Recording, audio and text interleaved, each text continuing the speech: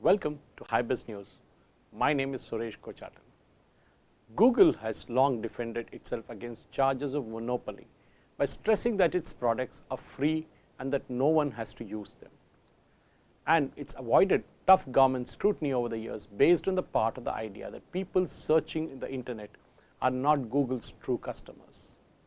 We are its product. Advertisers are its real customers. That complicates the question of who, if anyone, is hurt by Google's dominance in selling ads of the world's search queries and through its array of affiliated businesses, from its Android phone software to its YouTube video platform and digital maps. The US Justice Department's new antitrust lawsuit against Google argues that both advertisers and regular people are harmed by the tech giant's position as the unchallenged gateway to the internet for billions of users worldwide. As a consequence, countless advertisers must pay a toll to search Google's advertising and general search text advertising monopolies. The US government wrote in Tuesday's landmark complaint, which seeks a federal court to intervene to protect competition. American consumers are forced to accept Google's policies, privacy practices, and use of personal data, and new companies with innovative new business models cannot emerge from Google's long shadow. The government argues that Google abused its monopoly power through agreements with other companies that promote Google's apps and place its search access points as a default on browsers, phones, and other devices.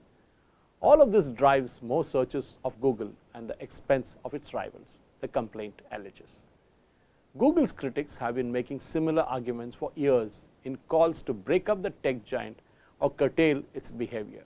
But US antitrust enforcers have long relied on a traditional standard of judging a monopoly, whether it's making consumers pay too high a price for its products.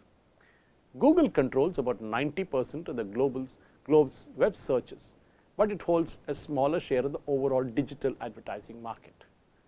This is an argument we can expect Google to make a lot and make it loudly, that its customers are the advertisers, said Rebecca Allensworth, a law professor at the Vanderbilt University. But there are a lot of antitrust law professors who would say that consumers pay a real price for something like a search engine, Allensworth said. There is a real cost to us in terms of privacy, attention, and data. It may not be dollars and cents, but it's a price that we should be concerned about.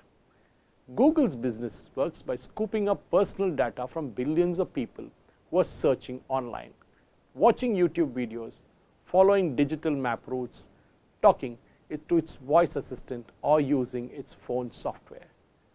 That data helps feed the advertising machine that has turned Google into a behemoth. The company has long denied claims of unfair competition and is expected to fiercely oppose any attempt to force it to spin off its services into separate businesses. Google argues that although its businesses are large, they are useful and beneficial to customers. People use Google because they choose to, not because they are forced to, or because they can't find an alternative, the company said in a Tuesday tweet that called the lawsuit deeply flawed. But the US Justice Department argues that Google deprives rivals of the quality, reach, and the financial position necessary to mount any meaningful competition to Google's long-standing monopolies. And the foreclosing option competition has reduced the quality of search services. The complaint mentions loss of privacy and the use of consumers' data as quality issues, although without elaborating. Rivals who run specialized search businesses such as Yelp, Expedia, TripAdvisor have long argued that they are harmed by Google's business practices. Sid Calvert, TripAdvisor's senior vice president and general counsel, said that the antitrust charges are good for consumers and could help preserve a vision of the internet as a place of transparency, the wisdom of the crowds, and vibrant competition. They provide a framework for a meaningful action to stop Google from leveraging its gatekeeper position to benefit its own services and increase its profits at the expense of competition and consumers, Calvert said in a statement. At the same time, it has never been certain how much more the American cares about the impacts of Google's market dominance and the way it uses people's information. The company has historically ranked high in surveys of user trust, although growing public awareness about the loss of digital privacy and President Donald Trump's repeated unfounded claims of tech industry bias have left some dents in its reputation. The lawsuit is in some ways a repeat of the Justice Department's last big antitrust case against the tech giant. The government sued Microsoft more than 20 years ago, accusing it of leveraging a monopoly position to lock customers into its product so that they wouldn't be tempted by potentially superior options from smaller rivals. Thank you for watching.